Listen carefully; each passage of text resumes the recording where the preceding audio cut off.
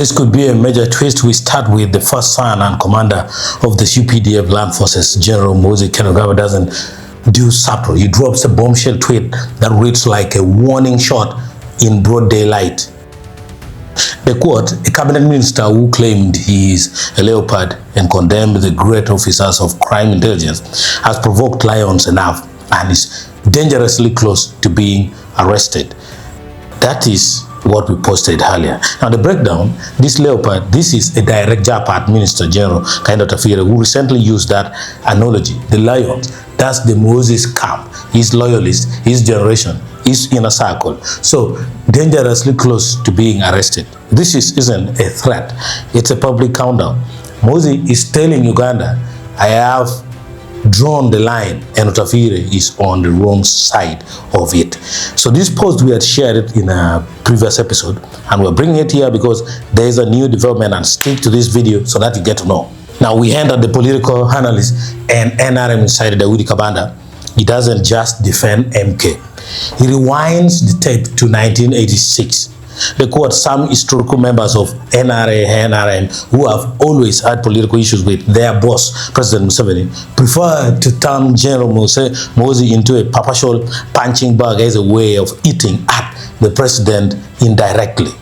Now, my breakdown here is, Kabanda names Otafire as the leader of this clique. All God deliberators who fear confronting Museveni directly but use Muhoozi as their proxy for target. His killer line, they unknowingly provoked a revolution and make General MK a real factor. That's Nsonga. Translation, every attack on Muhoozi backfires. It doesn't weaken him. It reforges him into the heir apparent they fear. Continuing with the Willy Kabanda's post, Kabanda turns up the heat, calling out Otafire's hypocrisy. The quote, why doesn't Otafire resign his cabinet position if he thinks the government of President Museveni that he serves kills people? Pure hypocrisy and cheap blackmail. Now, this is the dagger. Otafire serves in Museveni's government. If he truly believes the state murders citizens, why stay? Kabanda frames this as the older generation's jealousy, fearful of losing their bread, power, packed position, while the youth rally behind MK. Final warning, when General MK chose to get out and push back, they started screaming, we shall not accept. To understand the fire, we must trace the match. While this man Otafire tweeted directly at Professor Kamundu. In the quote, please don't tolerate any form of extrajudicial killings, especially by some few rogue officers in the Crime Intelligence Directorate. Now, if I break this down simpler, on the surface, a minister calling out policy brutality reasonable, even heroic. But in the subtext, he named crime intelligence, the very unit many associate with Moses, inner circle. This wasn't a policy critic. In Ugandan politics, attacking CID is attacking the First Sons network. Otafire poked the lion and Muhoozi roared back.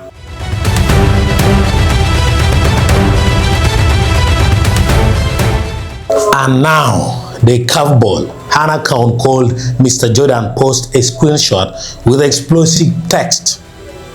The caption, leaked audio of two traitors, Major General Otafire and Ambassador Miyan Black. Uganda deserves better.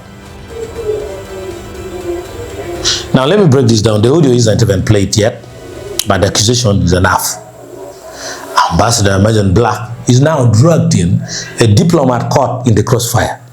In case you didn't know, Ambassador Miyan Black, so the long-serving Netherlands-born Ugandan ambassador to Belgium, the Netherlands, Luxembourg, and the European Union.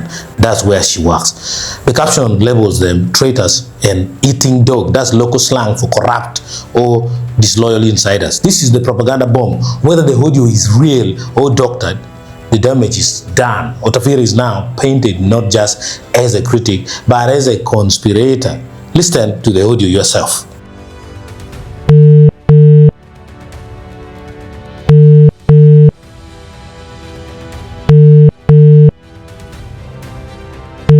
Listening to you. Hello? Yes, Afande, this is Miriam.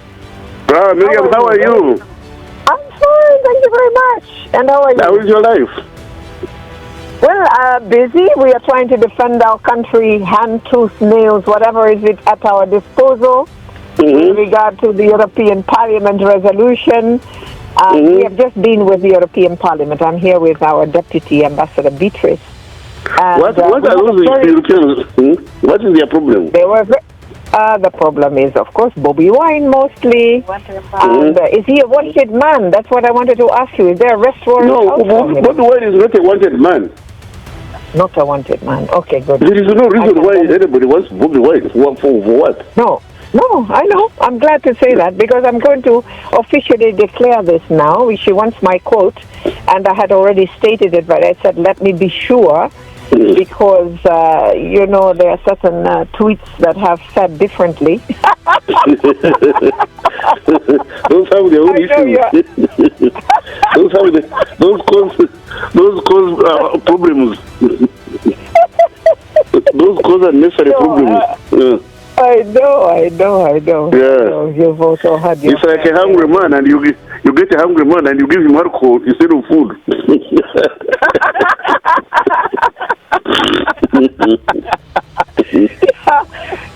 No, we had a fantastic meeting, and if we can declare this now, she will announce it to the other European parliamentarians. Okay. Yeah, to say that this is indeed the case. So I will send her that message, and that is it. No, we are doing well, I think, with the European Parliament. It's Bobby Wine is always causing us a lot of problems because he has a lot of influence around the European Parliament, and that is not good. Actually, it's not Bobby Wine, it's the tweets. Because you see, the tweets prove what Bobby Wine is alleging. I know. Yeah. You know, Honorable, you are entirely correct. We have every day have to fight this. Every day. We are the ones getting to answer for it. Right, you know, because you say they accuse somebody of eating dog, and then you say, do you know how tasty it is? Although I don't eat dog.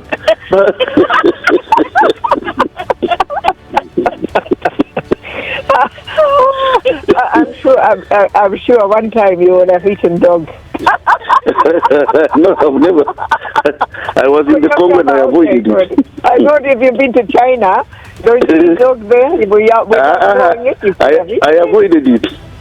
Yeah, I know that you're not referring to you talking, eating dog, but I'm trying to undermine that comment. So don't worry. Right. Thank you so much, Honorable. It's a pleasure.